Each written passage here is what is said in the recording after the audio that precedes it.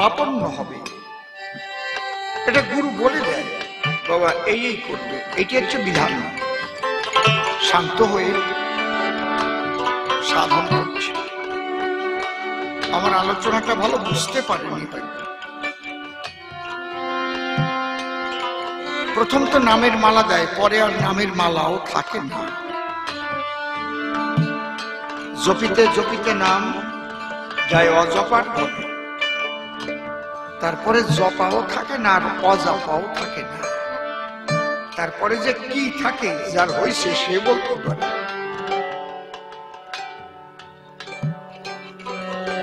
এখানে প্রভুপাদ অশ্বিনী গোসাই লিখেছেন, অজ্ঞান যাবে, সজ্ঞান যাবে, বাহ্যজ্ঞান তোর পড়ে রবে, এই দশা তোর যখন হবে তখন উঠবে চিদানন্দের নিশান।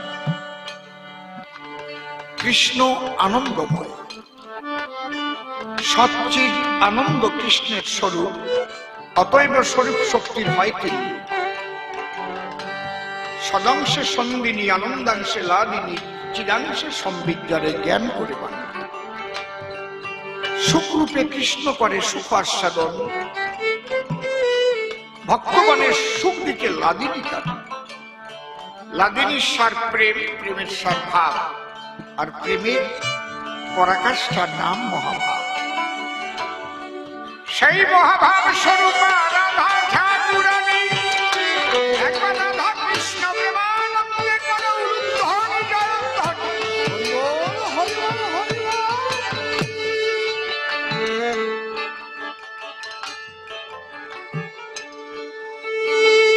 বলে কীর্তনীয়রা নাম কীর্তন করে,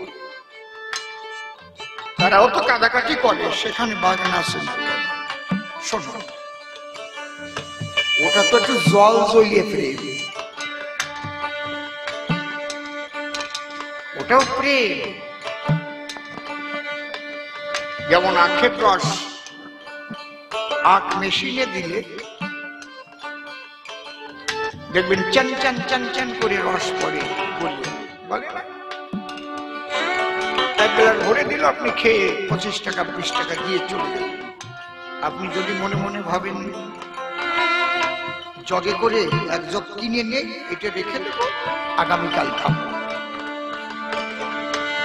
বাড়ি নিয়ে চৌকির তলায় ডেকে রেখে দিলেন, থাকবে? পছন্দ হবে না।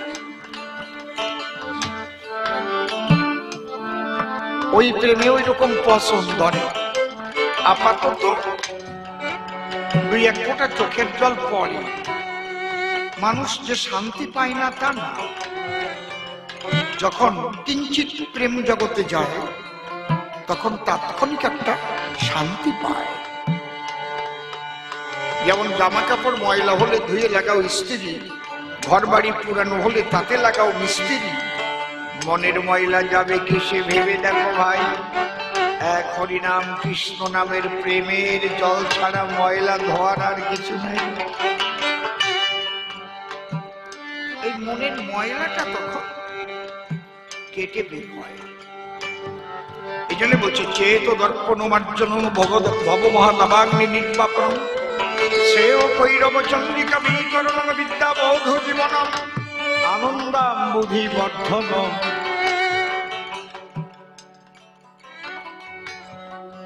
নামে যে ক্রিয়া হয় না তা না, কিন্তু সুরে গাইতে হয়। ওর মধ্যে সুর ব্রহ্ম, তাল ব্রহ্ম, বেতাল হলে হবে না প্রেম। সুর ব্রহ্ম, তাল ব্রহ্ম, নাম ব্রহ্ম। আর যে ব্রহ্মরা গাইবে সেই ব্রহ্মদের 1 লক্ষ থাকতে। যেমন মন্থন করিতে করিতে দধি মাখন উত্থিত হয়, যেমন গাহিতে গাহিতে নাম হয় প্রেমের হৃদয়ে।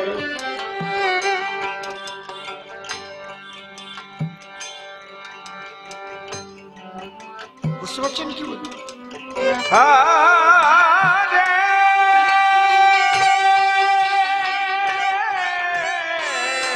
কৃষ্ণ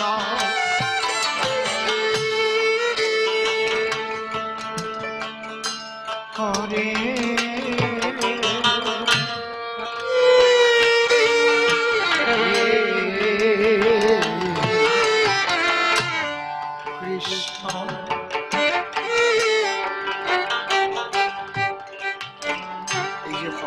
হচ্ছে শ্রীমতী রাধারানী। হরে দিয়ে আরম্ভ, হরে দিয়ে শেষ। কৃষ্ণ কৃষ্ণ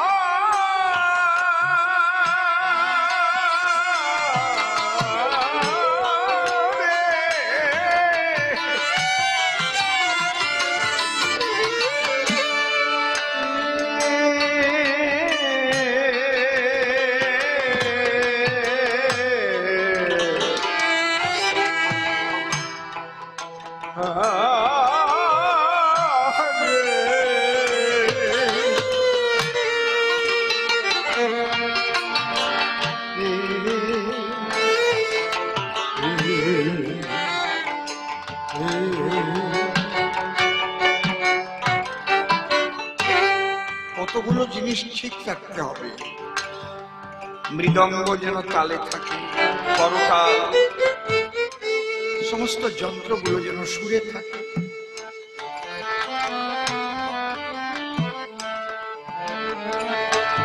এটা একটা ব্যবস্থা দেওয়া হয়েছে। মূলত এভাবে তো নাম করার নিয়ম না। নাম তোমার করতে করতে, ভিতরে নাম করতে করতেই তোমার প্রেম হওয়ার কথা। যেহেতু জীবের তা হওয়া সম্ভব নয়, এই জন্যে জীবের নিস্তারের জন্য এই পদগুলো বের করা হয়েছে। যদি সুর ব্রহ্ম নাম ব্রহ্মের সঙ্গে তাল ব্রহ্ম সুর ব্রহ্ম সংমিশ্রণ করা যায়, তার সঙ্গে রাগাশ্রিত করা যায়, তাহলে মানুষকে আকর্ষণ করবে। এই জন্য নাম কীর্তন সৃষ্টি হয়েছে। সাধুগুরু বৈষ্ণবেরা আমাদের মঙ্গলের জন্য করেছে। কারণ এই সংকীর্তনের মাধ্যমে কি হবে, এই নাম আকাশে বাতাসে ছড়িয়ে পড়বে।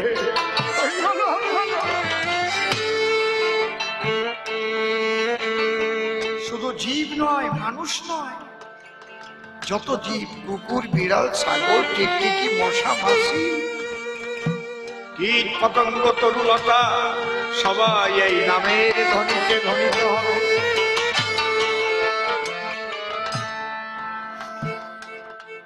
ব্যবস্থা বাবা মুকুন্দ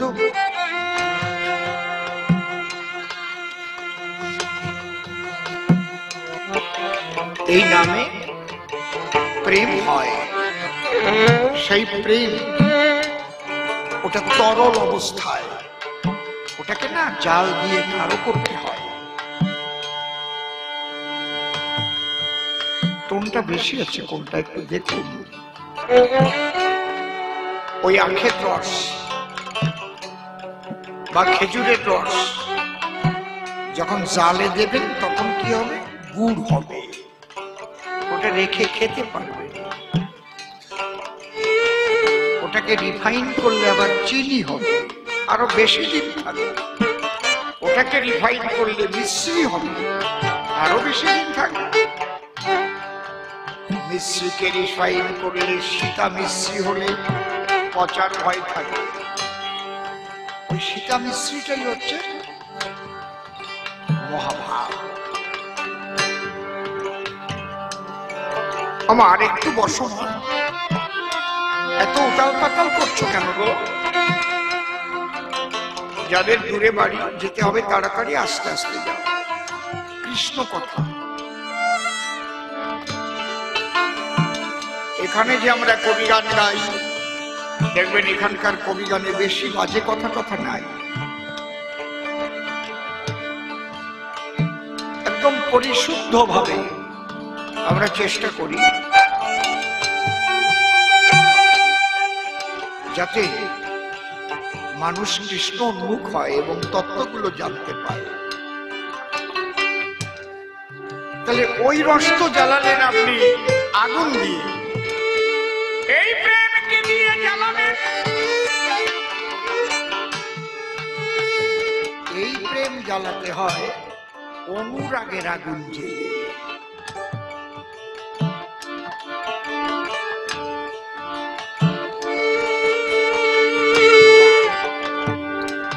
এই অনুরাগের আগুনের যার যত দাহিকা শক্তি বেশি,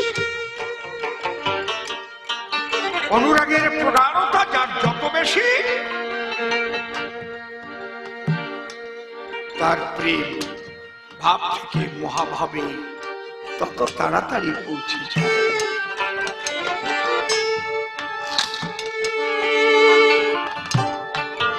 অনুরাগটা কি? একটা লক্ষ্যে থাকা। আমি কাকে চাই? শ্রীকৃষ্ণকে চাই।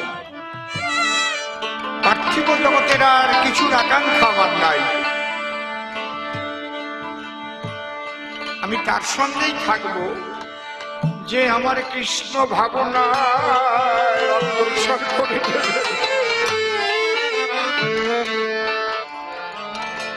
সদা সর্বদা নাম সাধু সঙ্গ। যখন নিজের কর্মজীবনে আমি পাচ্ছি না আমার ভাবের মানুষ, তখন নিজের সঙ্গ আমি নিজেই করব। হৃদয় মন্দিরে রাধা গোবিন্দ বসে,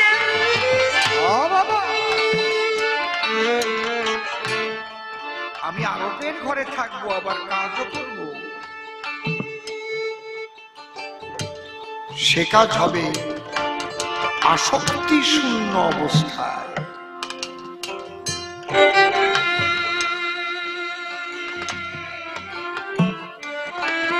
অনুরাগ নিয়ে থাকবো আমি। অন্যান্য অভিলাষিত শূন্য জ্ঞান কর্মদানাবৃত আনুকূল্যেন কৃষ্ণানুশীলন ভক্তির উত্তম।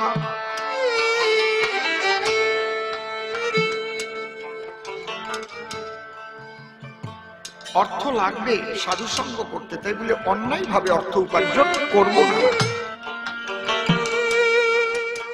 সৎভাবে, সততা নেই, উদ্দেশ্য মহৎ থাকবে।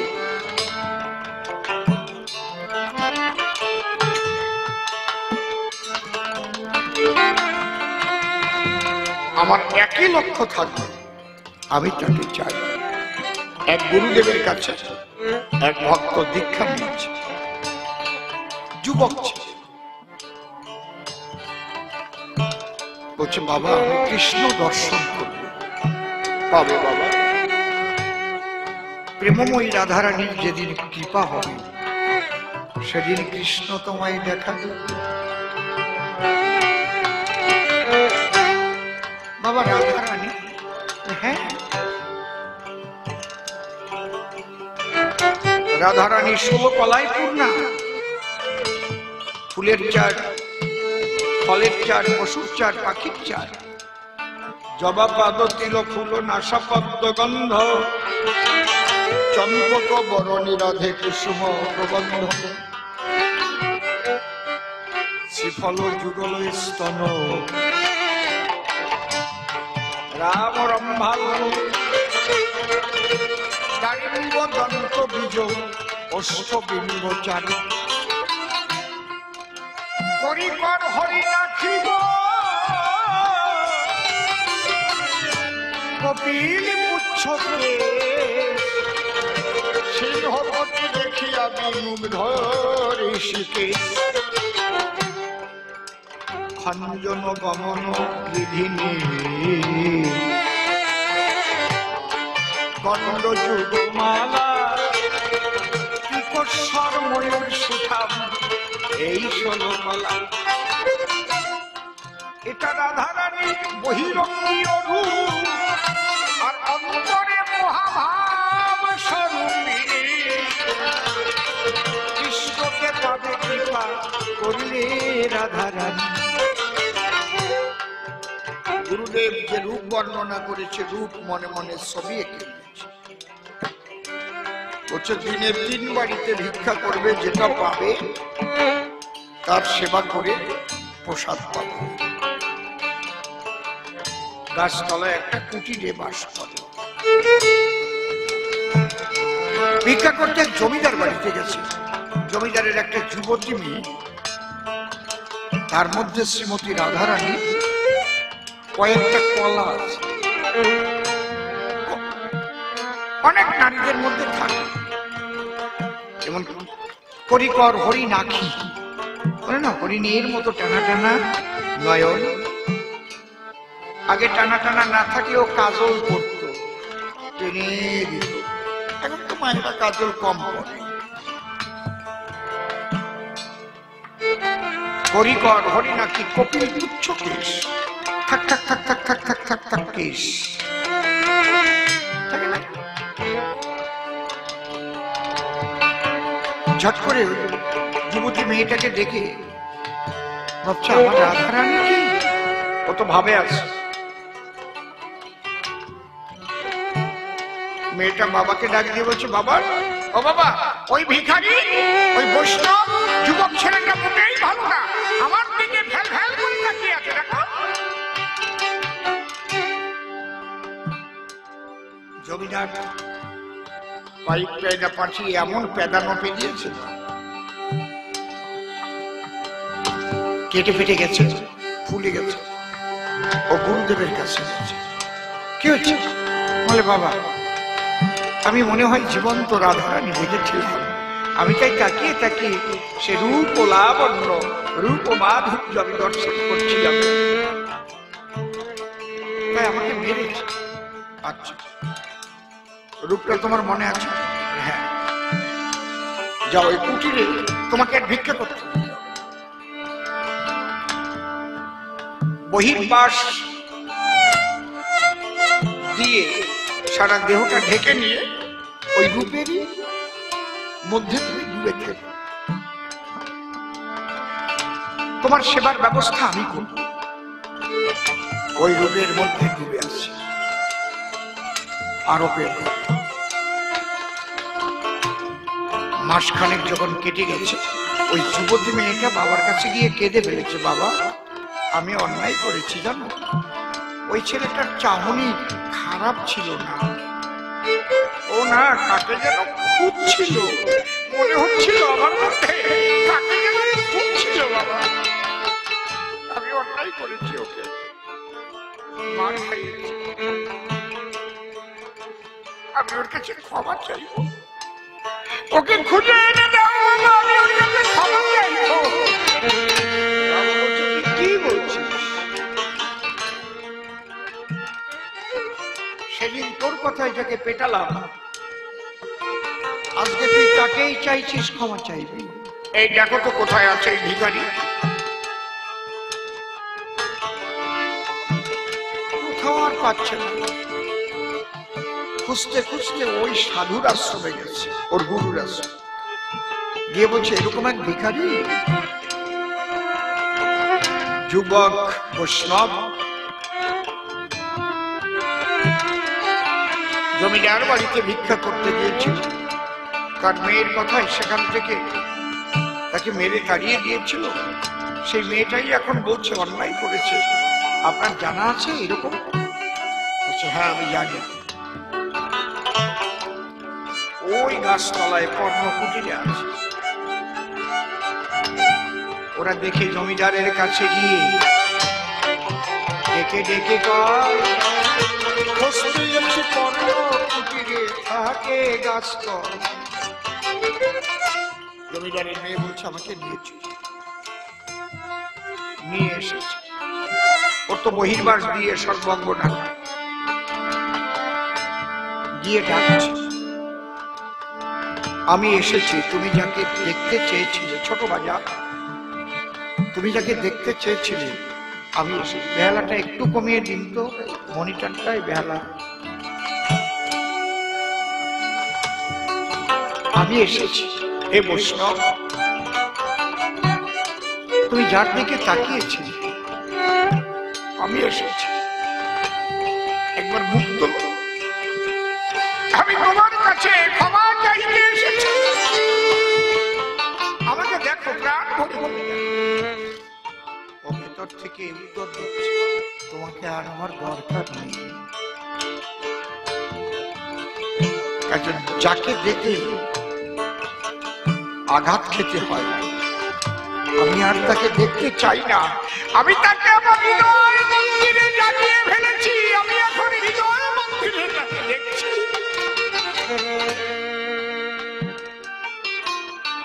তোমাকে আর আমার প্রয়োজন নেই।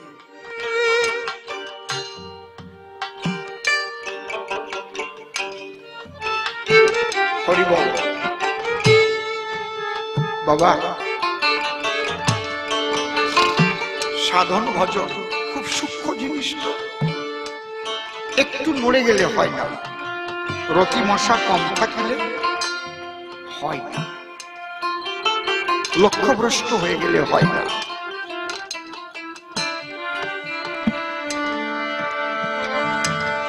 সাধারণ মানুষের আছাড় খেয়ে পড়া,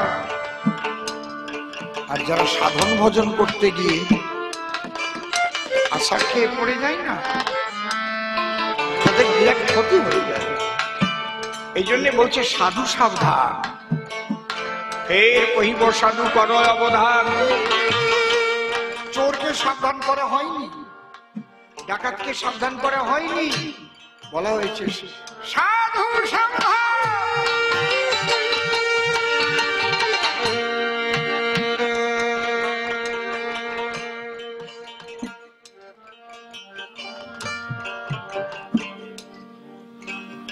ভজিতে ভজিতে তুমি ঈশ্বরকে কাছে পেলে, এইবার তোমার সেবা করিয়া বলি তোমায় খুলে। প্রথম সেবাই হচ্ছে ভাষ্য সেবা, তুমি প্রভু আমি দাস। সেবার দ্বারাই নৈকট্যতা প্রকাশ, আমি আগেও বলে গেছি। এই জন্য বলছি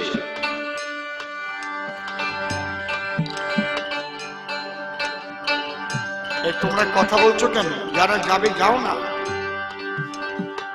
শান্ত দাস্য সক্ষ বাৎসল্য মধুর পঞ্চরস,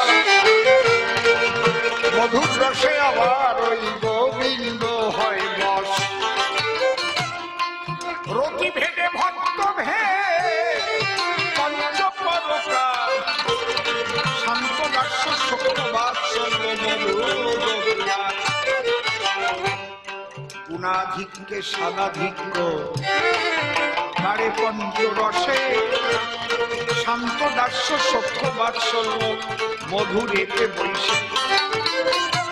আকাশালী গুণ যেমন ওই পরা পরা ভূতে, এক দুই গণনে বারে পঞ্চ পৃথিবীতে। আকাশাত যাইতে বায়ু, বায়ুর উৎপদ্যতে রবৌ, রবৌ উৎপদ্যতে তম, তম উৎপদ্যতে মহি। এক এক করে এই যে পঞ্চতত্ত্ব, মাটির মধ্যে একাধারে 5টা গুণ বিরাজ করে। আকাশের 1টা গুণ শব্দ গুণ, বাতাসের 2টো গুণ শব্দ স্পর্শ গুণ, আগুনের 3টে গুণ শব্দ স্পর্শ রূপ, জলের 4টে গুণ, শব্দ স্পর্শ রূপ রস। বুঝতে পারছি? আর মাটির 5টা গুণ, শব্দ স্পর্শ রূপ রস গন্ধ। যেমন তেমন মধুর গান্ধার ভিতরে শান্ত দর্শ সখ্য বাৎসল্য একাধারে বিরাজ করে।